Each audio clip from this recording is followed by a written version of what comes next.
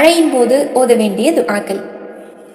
அதில் முதலாவதாக மழை வேண்டும் போது ஓத வேண்டிய துஆ.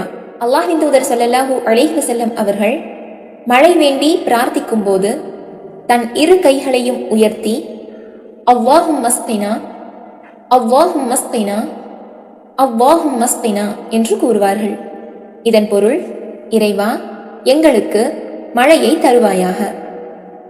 இரண்டாவதாக நாம் பார்க்கவிருப்பது மழை பொழியும் போது ஓத வேண்டிய துஆ. அல்லாஹ்வின் தூதர் ஸல்லல்லாஹு அலைஹி வஸல்லம் அவர்கள் மழையை காணும் போது அல்லாஹும்ம ஸ்வய்யிபன் நாஃபிஆ என்று கூறுவார்கள்.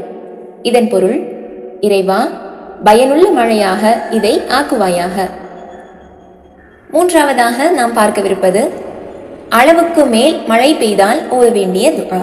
அல்லாஹ்வின் தூதர் ஸல்லல்லாஹு அலைஹி வஸல்லம் அவர்கள் அளவுக்கு மேல் மழை பெய்யும் போது அல்லாஹும்ம ஹவாலைனா வலா அலைனா என்று தன் இரு கைகளையும் உயர்த்தி கூறுவார்கள்.